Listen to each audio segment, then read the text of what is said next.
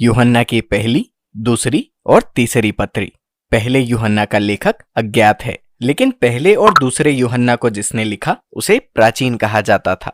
लेकिन इन तीनों की भाषा और शैली एक दूसरे से और यूहन्ना के सुसमाचार से मेल खाती है। इस कारण कई लोगों का ये मानना है कि ये सब उस चेले द्वारा लिखे गए जिससे यीशु प्यार करते थे। हो सकता है ये वही यूहन्ना था जो जब्ती का पुत्र था और 12 प्रेरितों में से एक, या हो सकता है ये कोई और यूहन्ना था जो यीशु के प्रारंभ के चेलों में से था और जिसे यूहन्ना प्राचीन के नाम से जाना जाता था। चाहे कोई भी यूहन्ना हो, अब वो अपनी वृद्धावस्था में था और वो पुराने इफिसुस शहर में गृह कलीसियाओं के समुदायों की देखभाल करता था। इन पत्रों से और सुसमाचार से मिले सुरागों से ऐसा जान पड़ता है कि ये समुदाय अधिकतर यीशु के यहूदी अनुयायियों का था और ये कि वे अभी हाल ही में संकट के समय से गुजरे थे, जिसकी वजह से यूहन्ना को ये पत्र लिखने की प्रेरणा मिली। वो बताता है कि कुछ लोग इन कलीसियाओं को छोड़कर चले गए थे और ये लोग अब यीशु को इजराइल का मसीहा या परमेश्वर का पुत्र नहीं मानते थे और जो लोग कलीसिया के प्रति विश्वास योग्य थे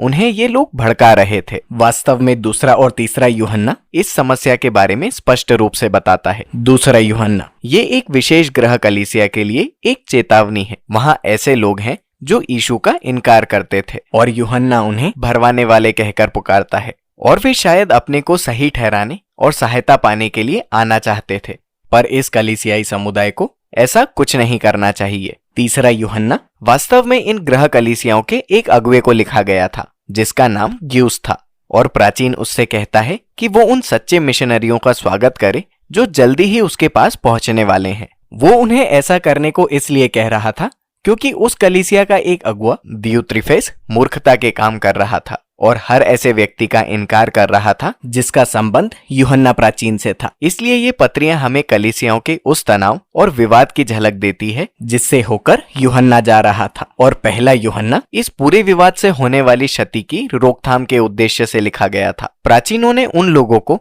जो अभी भी मसीहा यीशु पर विश्वास कर रहे हैं भरोसा दिलाया कि परमेश्वर उनके साथ है और वे सत्य को थामे रहें। ये सारी बातें हमें पहले यूहन्ना की विशिष्टता को समझने में मदद करती है जो वास्तव में पत्री नहीं है। इसे पढ़ने पर यह कोई काव्यात्मक प्रचार सा जान पड़ता है जिसे इन कलीसियाओं में भेजा गया था। यूहन्ना कहता है कि वो कोई नई जानकारी नहीं दे रहा है। वास्तव में पहले यूहन्ना के अधिकतर मुख्य विचार और शब्द यूहन्ना के सुसमाचार की पुस्तक में दी गई यीशु की शिक्षाओं में से ही है। इसलिए यूहन्ना का उद्देश्य इन मसीहियों को ये याद दिलाकर समझाना था कि वो जो कहते हैं और विश्वास करते हैं उन बातों के प्रति वे सच्चे बने रहें। यूहन्ना के प्रचार की काव्यात्मक शैली सच में अच्छी है। वो अपने विचारों को रैखिक या तर्क संगत रूप में नहीं बढ़ाता, बल्कि वो एक प्राचीन प्रचलित वाक्य अलंकार का उपयोग करता है जिसमें विस्तार से बताया जाता है। यूहन्ना के पास जीवन और सत्य और प्रेम के बारे में कुछ मुख्य विचार थे जिन्हें वो बताना चाहता था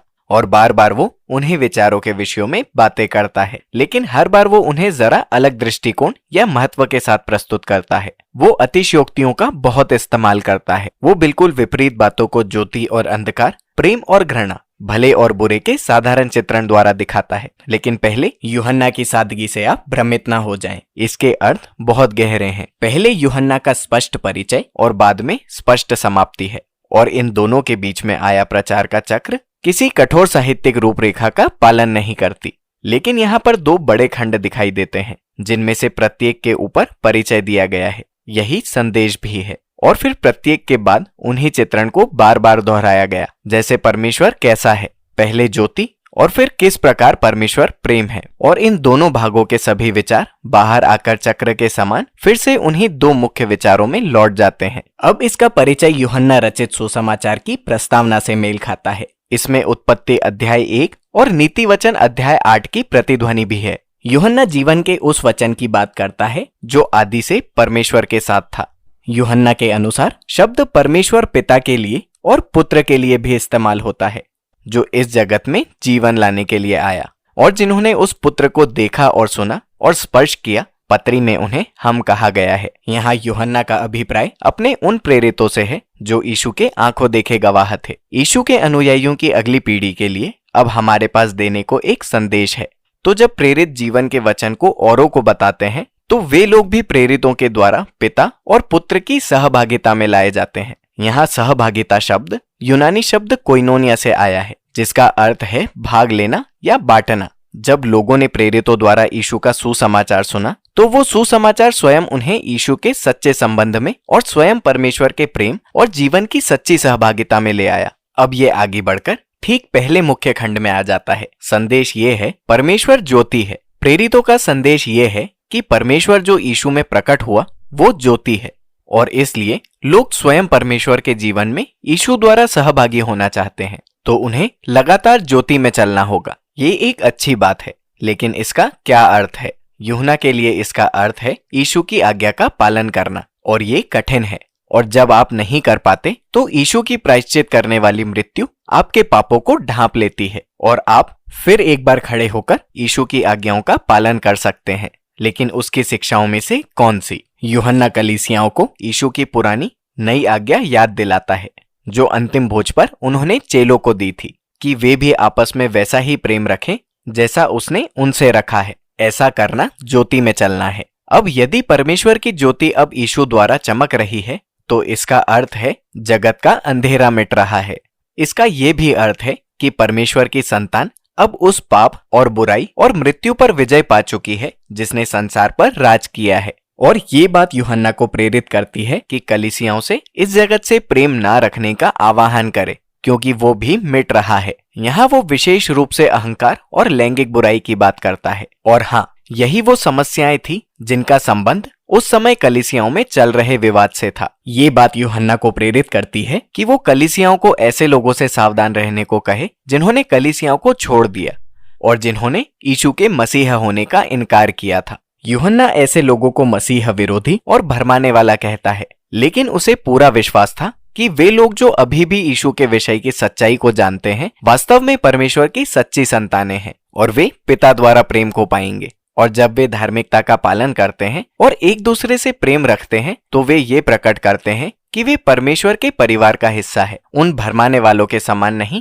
जो क्रोध, झगड़ा और अलगाव को उत्पन्न करते हैं। फिर ये हमें प्रचार के दूसरे मुख्य खंड ले जाती है। यूहन्ना कहता है कि प्रेरितों का संदेश यही है कि परमेश्वर प्रेम है। इसलिए यूहन्ना कहता है कि परमेश्वर की संतानें नफरत को हटाकर एक दूसरे से प्रेम करें और उत्पत्ति अध्याय 4 के कैन के समान न बने।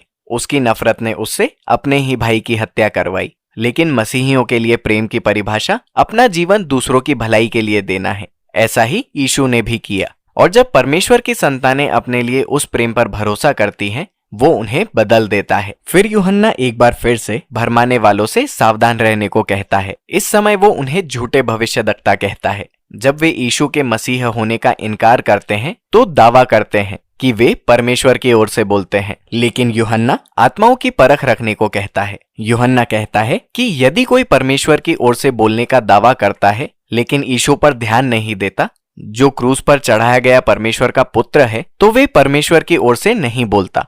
परमेश्वर की सच्ची संतान अपनी पूरी जिंदगी को क्रूसित और पुनरुत्थित यीशु पर केंद्रित कर लेगी, क्योंकि वहीं हम परमेश्वर के सच्चे हृदय को प्रकट होते हुए देखते हैं।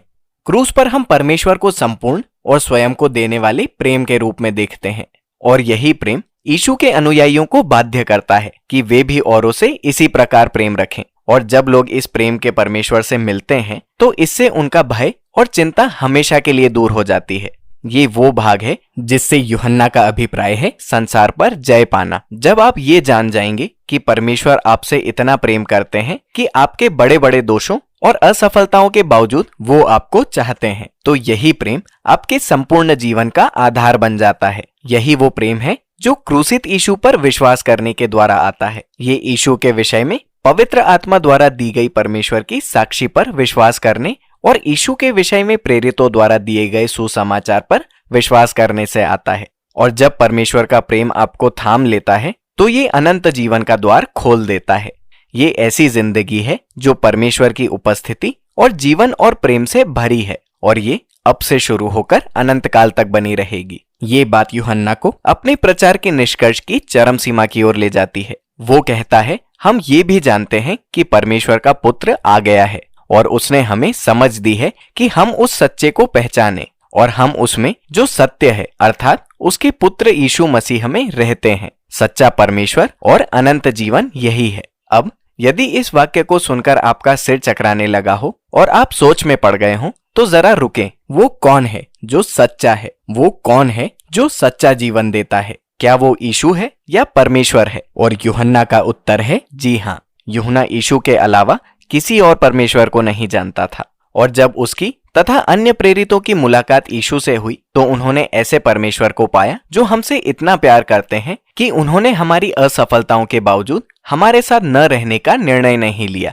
और ये परमेश्वर इतना चकित करने वाले, इतने अनअपेक्षित हैं कि यूहन्ना के अंतिम शब्द हमसे मूर्तों से दूर रहने को कहते हैं। अर्थात ये उस चकित करने वाले परमेश्वर को अपने स्वरूप में बनाने के किसी भी मोह से बचे रहें। यीशु को जानना उस सृजनहार, जीवन देने वाले और प्रेम करने वाले परमेश्वर को जानना है। यूहन्ना कहता है कि यही एकमात्र सच्चा परमेश्वर है।